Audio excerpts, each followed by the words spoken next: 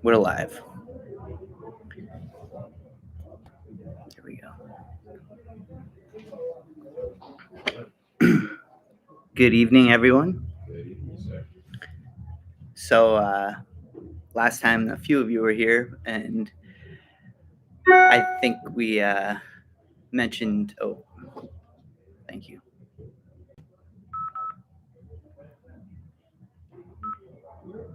I think we mentioned trying to practice meditation a little bit every day. Did anybody have any luck with that? No, it's okay. It's not easy to do, but it's something to. I just wanted to remind you of something that we can all work towards. So, if you want to see beautiful flowers in your life and you want to taste the fruits of life, you have to plant a seed.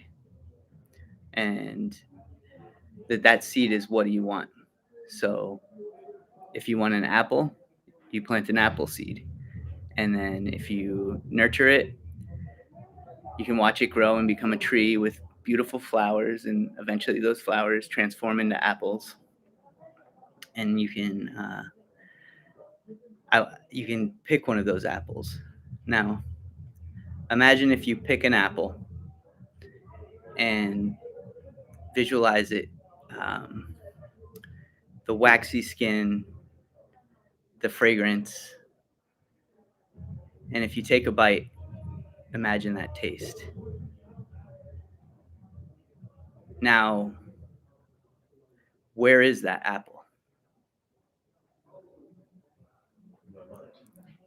In your mind.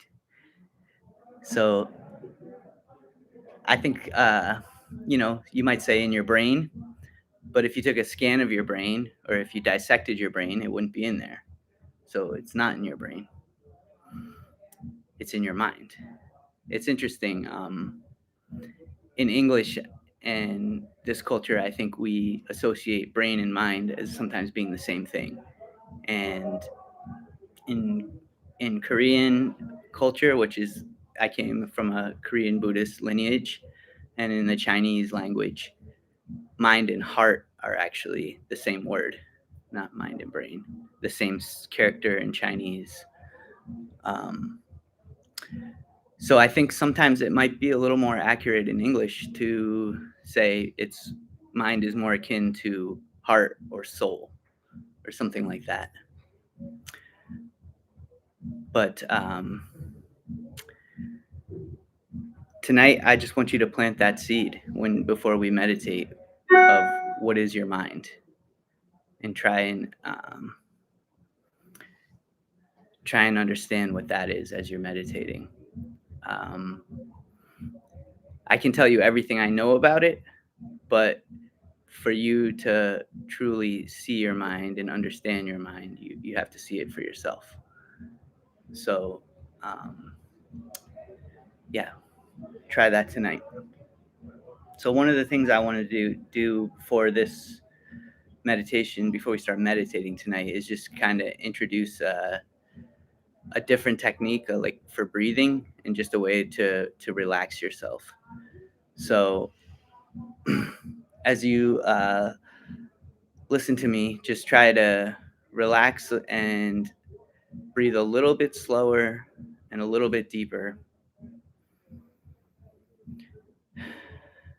And as the breath comes in through your nose and your mouth, trying to feel it take all the energy from your head and your brain and bring it down into your heart. And as you're breathing, just try to breathe through your heart. And if you want to close your eyes or put your hand on your chest, kind of visualize your heart in your chest and breathe deep and slow.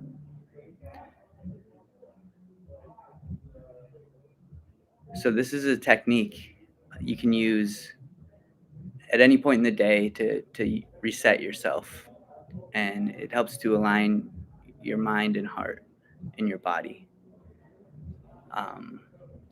So maybe when you wake up, you can do this. When you're about to go into some kind of stressful meeting, it can be helpful to just kind of reset yourself before you meditate, or if you need to relax before you go to sleep. These are places where you can, anytime you're transitioning from one activity into the other. And I think, yeah, it's just something, if you practice, you'll continue to improve at. So let's just take a few seconds to breathe.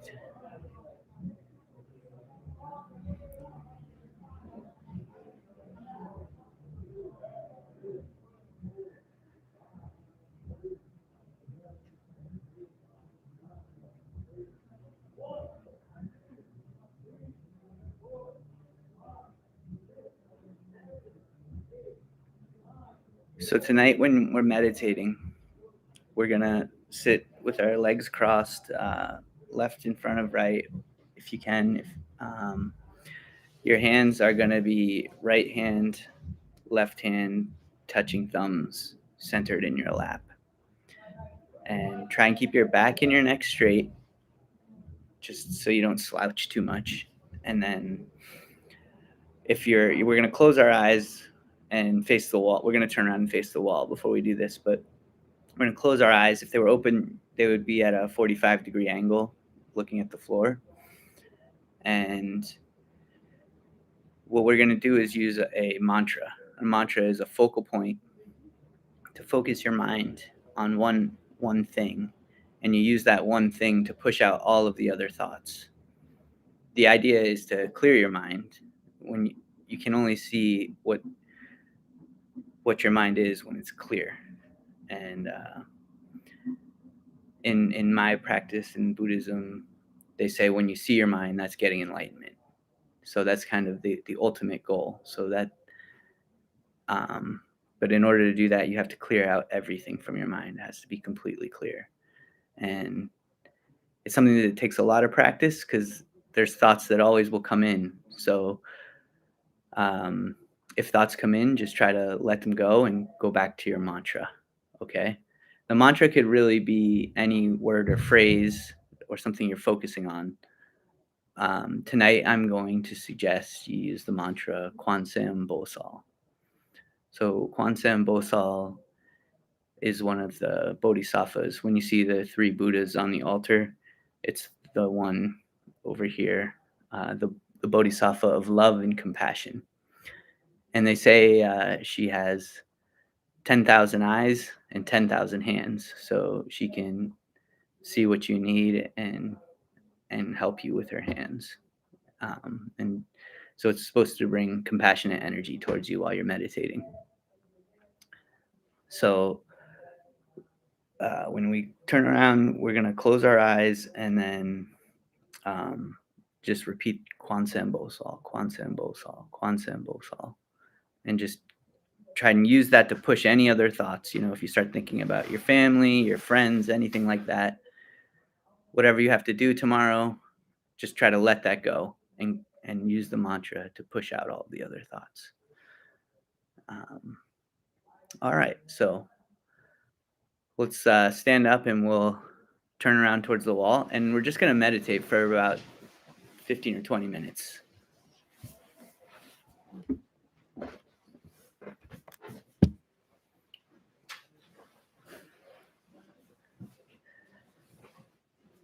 So I'm going to hit the Moktak to get us started, and then again when we're finished.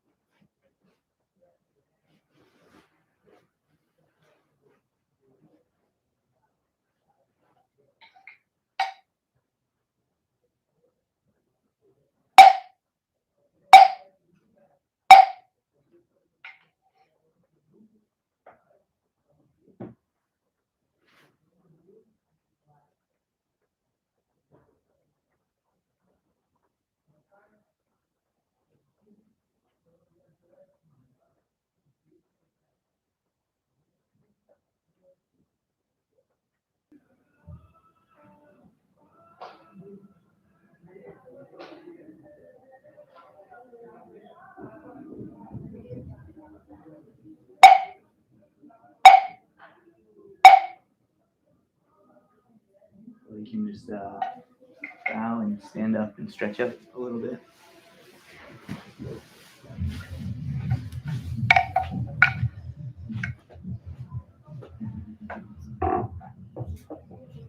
Apologies again for how noisy it is. Oh, how did that 20 minutes feel? Delightful. Challenging, hard, easy? Yes. Challenging. Challenging. Lots of thoughts, but then ignore them. Yeah, gets Let them easier. go away, Yeah, it gets a little easier the more you practice. So I don't know if you want to like maybe just stretch out a little bit. We're gonna sit down for another like few minutes. So, and just I forgot to mention this before we started, but for future reference when we're doing this, if you ever get really uncomfortable, you can just quietly stand up, stretch out. Just try not to disturb the people around you, and don't be so uncomfortable that it's painful. It can get that way sometimes.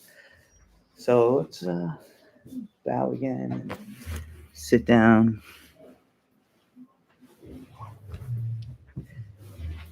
So I said this last time, but there's a couple new people here. We do a lot of bowing, and with that in the practice I come from, what that is doing is you're putting the highest part of your body towards your teacher, and your teacher is putting their highest part of their body towards you. It's just showing that you're ready to exchange knowledge. It's a sign of mutual respect. So some people have different thoughts about what bowing means. So I just wanted to clear the symbolism of it in our practice. So, any questions so far? Any thoughts? I like the rain. Yeah, that was Very cool. good. Nice. Rain. I heard that. Yeah. And that brought it down. Yeah. I was like, oh wow, did we do that? So I have a question. What is the mind? Any thoughts on that? To me, it was love. Love? Interesting answer. It's not an easy question. I don't expect. It's I just wanted to hear if anybody. I had a lot of thoughts on the kind of topography of it because when I think of my mind, there's like the part that I'm actively thinking with, but then there's parts that kind of, are in charge of like maintaining who I am as a person, my personality, and like when you're a kid and like you go to your happy place in your mind, like that's up there too, So I guess it's a multifaceted thing. Yeah. Keep looking when you're meditating. You don't want to put that seed in, but then just kind of try to clear everything out, and then see when it's clear what comes in. And it's a fascinating thing, right? The mind. Your mind is empty, actually. Not like this room. If we took everything out, it would be empty. But eventually, if you put enough things in it, you could fill it up, right? But your mind, you can put anything in it. You can put the apple, you put your family, your friends, every place you've ever been, and it's still empty. It's never full. You can just keep putting things in there, and everything you put in there, it's always in there. Even if you think you forgot, something will remind you, and it pops back in. So it's a very fascinating thing. There's nothing like it in the universe. It's nothing else like it. It makes us completely unique in a certain way. So, but when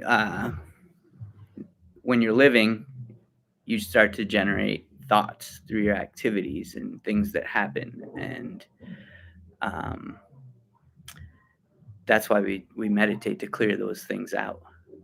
But if you're thinking too much about the past and everything you can't change, and spending too much time thinking about that, you can get depressed about it.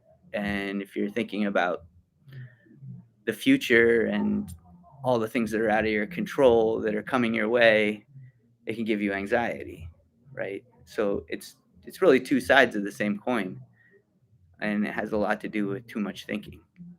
Um, do you ever think about happiness and what that is and what makes you happy?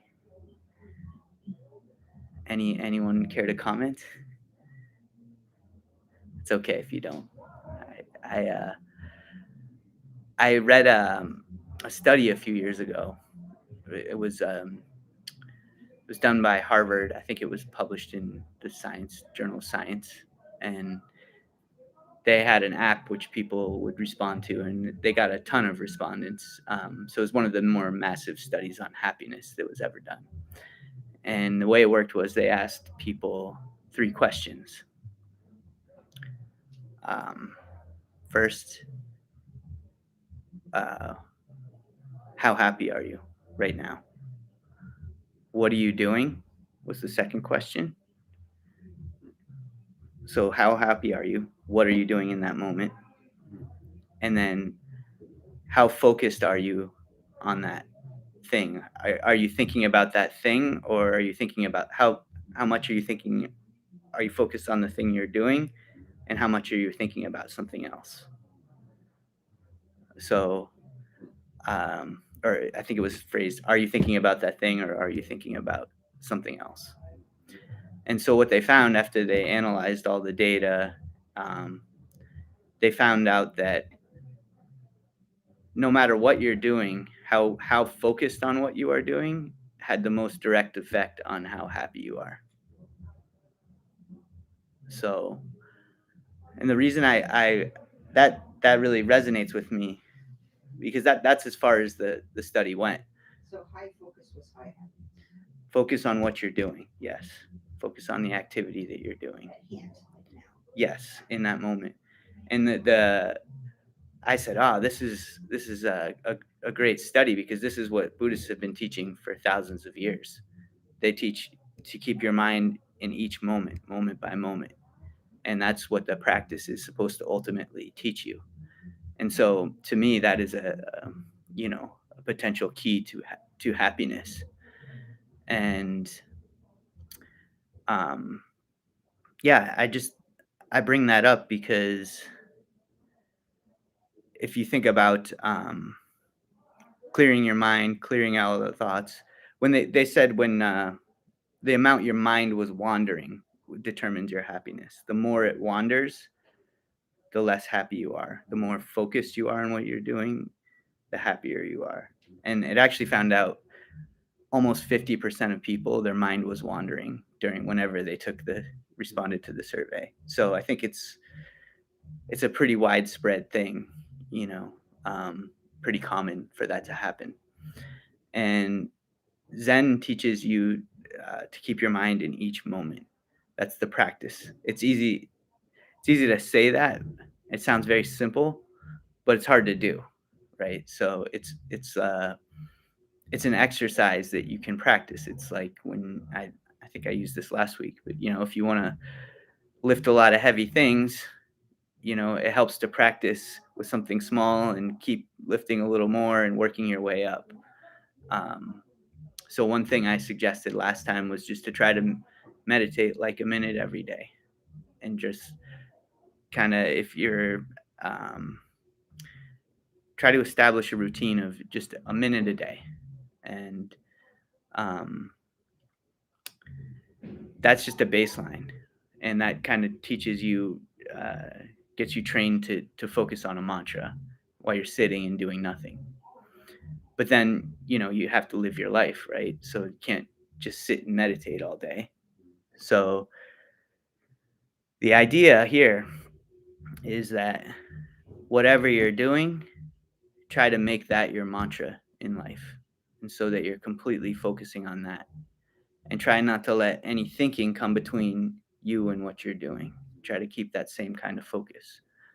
And it's a practice you just have to kind of engage to get better at. I think everybody's mind naturally tries to wander, especially with all the distractions and pressures of society, things like that. Um, so I think that if you find your mind wandering, you might want to try just that little technique of breathing we practiced, at the beginning. And then that's one real quick way you can reset. Or if you can take a minute to sit, you can do that kind of while you're just get a moment to yourself, even if you're doing something. But, and if you have a minute, take a minute and meditate. And I think one of the other ways I have found that really helped me improve was, and a good way to practice while you're, not just sitting, but it's like an active meditation, is to find some sort of activity that you enjoy doing or something that you're curious about learning, and put your heart into that and practice that on a regular basis. And that's why I started the Zen Art Center, because I think of art as anything you put your heart into, and that I want to encourage people to find that thing in their life and put their heart into it and practice their focus in that moment. I think it's easier if you choose something you enjoy doing, um, and to just kind of follow your curiosity and try to find that thing. And my first art form was Shimgum Do, which is the martial art I practiced, and I that's a it's an art. It's kind of like a choreographed dance using martial arts techniques, and you do these actions, choreographed sequences of techniques, and you stay focused on that, and you try to not make any mistakes in that process. Um, and I used to practice that for an hour every single day. I still do, actually, but that is a form of moving meditation I practice every day. And I think having that thing kind of makes that easier to extend that into other parts of your life. And one of the reasons I started this school is so I could teach people. What I realized is this can be applied to any art. You can apply it to writing, visual art. You can see some of my visual art around here. Um, Music, which I'm not a musician, but I think it's a good way to practice by yourself, because you can kind of evaluate. You can look at what you're doing and evaluate. Are you doing well? Are you making improvements, or are you making a lot of mistakes? And usually, when you're doing well and making improvements, it's because you're focused. And when you're making a lot of mistakes, it's because your mind's not focused on what you're doing. And that can help you to learn how to focus a little better, doing something you enjoy, hopefully. And I think um, you can you can definitely feel it. I think maybe you have had the same experiences, where when you're really focused on something, you kind of feel like everything is flowing and getting easier. And that means you are in a state of meditation. And sometimes it feels in those states like you can do almost magical things that seem impossible. Like I've experienced that in the Shimgum Do arts. Before I meditated, though, I even experienced it in like kind of sport activities or things like that, when you're really focused. So um, yeah, I just bring this all up uh, because I think it can really help you to tap into the power of your mind, and at the very least, learning how to focus on the activity you're doing will make you more proficient at accomplishing the tasks you're trying to do in your life. And I think also it can make you feel a little bit happier, potentially, according to this study. But that's been also my experience too. So yeah, any questions or anything like that?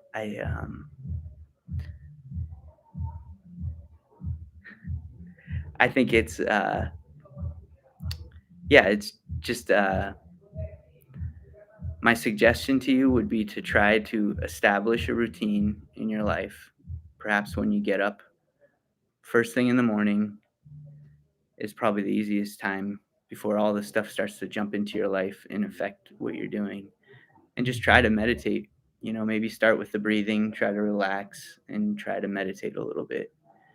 And then see if you can apply that kind of focus to other aspects of your life.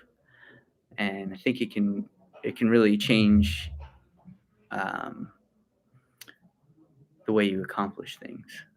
So when you get up in the morning, um, the first thing you put in your mind is like the strongest seed, and you can carry that with you throughout the day. So, um, having the seed I gave you, that's a big seed. Like, what is your mind? That's the highest level koan, which is a question in Buddhism, like that you try to answer for yourself. What is your mind? That when you see your own mind, then you'll understand everything in the universe.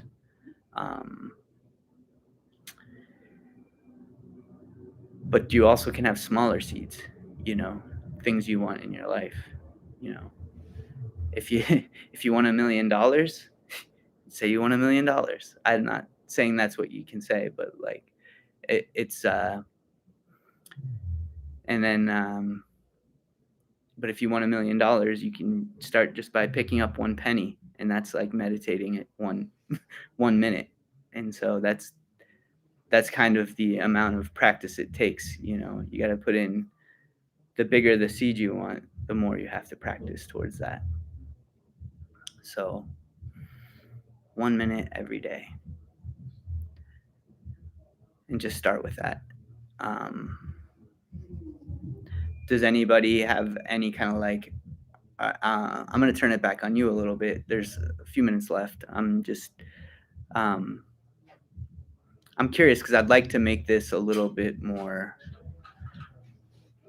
active rather than just me saying stuff to you, but have it be some sort of exchange where we're encouraging each other to engage in these activities. And I kind of originally reached out to people and asked them, if they were interested in art or writing or different activities. And yeah, I would love it if it could be a place where we kind of share our creative ventures with each other, and just kind of use it as a place to find inspiration, to put our hearts in kind of a safe place to share the things we're working on. Does anybody here have any particular art or practice? And I use that term very broadly. One of my friends who, his art preference is computer programming. So it doesn't have to be a traditional kind of thing, but yeah, I'm just curious, does anybody else have an artistic practice that they'd like to engage with more? I definitely would like to paint more. Paint more. I would too. Yeah. I'm an artist, actually. Yeah. Never What do it. kind of art do you like to do? Drawing, painting. Okay. Yeah. Yeah. I think everybody has something that calls to them. Yeah. And I think honestly, that's kind of a thing that can really add a lot of value to your life, is just having something that you really enjoy doing, to put your heart into. And I honestly think part of the reason we're here is to figure that out for ourselves. And I want to make it a little more interactive, because I really like to encourage people, specifically you and anybody who happens to be listening online, to engage with that and give it some thought. Think about something you would like to do a little more. Even people I know who are amazing artists, sometimes they get pulled in all different directions in their lives, and they stop engaging with their practice. And I think quite often I hear, I want to get back into that, or I wish I had more time to do that. And I think a big part of that is figuring out a way, despite everything else you have going on, to organize your life, to give yourself that time, to create space in the day to make that happen. So yeah, I would say try a minute every day of meditating, but also start to think about where you can make a 20 minutes, 30 minutes to engage in that activity. If you like to write, just keep something that you can nearby that you can write, and give yourself the 20 minutes between work and dinner to do that, or 20 minutes after dinner or something like that. Or yeah, and then if you're an artist, keep a sketchbook. It doesn't have to be, the Mona Lisa every time you sit down. I think the important thing is, first of all, creating the space in your life to do it, then engaging with that activity, and then just, even if it's not a day where you really necessarily feel like doing it, just still commit that little bit of time. And even if it's not your best work ever, give it a try, and learn something from that experience. I have a lot of paintings around, these black and white ones I've been working on. So I'm sharing my art now.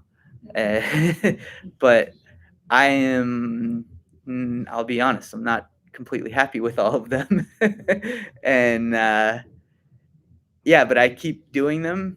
And every time I make one and make a mistake, or there's something on it, one little thing I don't like, it's permanent ink, so I can't erase it. But I just tell myself, oh, I learned something about the technique I was using there.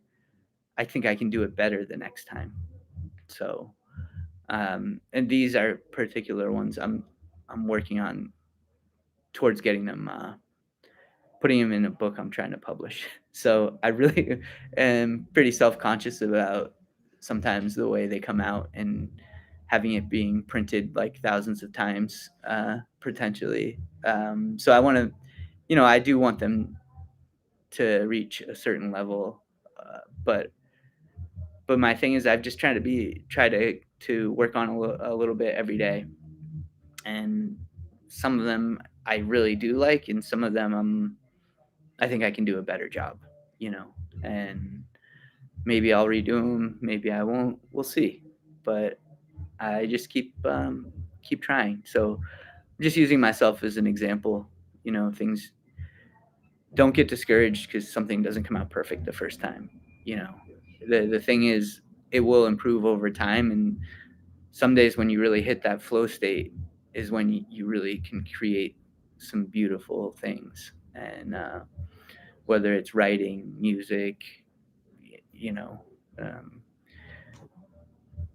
visual art, computer programming, and I think whatever your job is, it can help you improve at that too, and make you more successful in that regards. So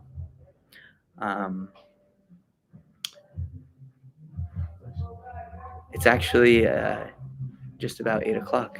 So I'm going to leave it at that tonight. Thank you very much for coming. Really appreciate you coming. And yeah, I hope you come next month. And if you do have questions, I like to, kind of get a feel for what the types of things I talk about. The mind is kind of the realm we're exploring together, and trying to help each other understand ourselves better. So if you have any questions about any of that stuff, I'll at some point I will ask, and you feel free to ask anything. And if anybody has any questions about anything I said tonight, I'm happy to entertain those at this moment. any questions? Or yeah, try to give yourself a little homework and meditate a little bit every day, and see if it makes a difference. You know, I don't think it's going to hurt you. It might even make you happier. So Very good. thank you very much. Thank you again. All right, we're offline, so you can ask your other question.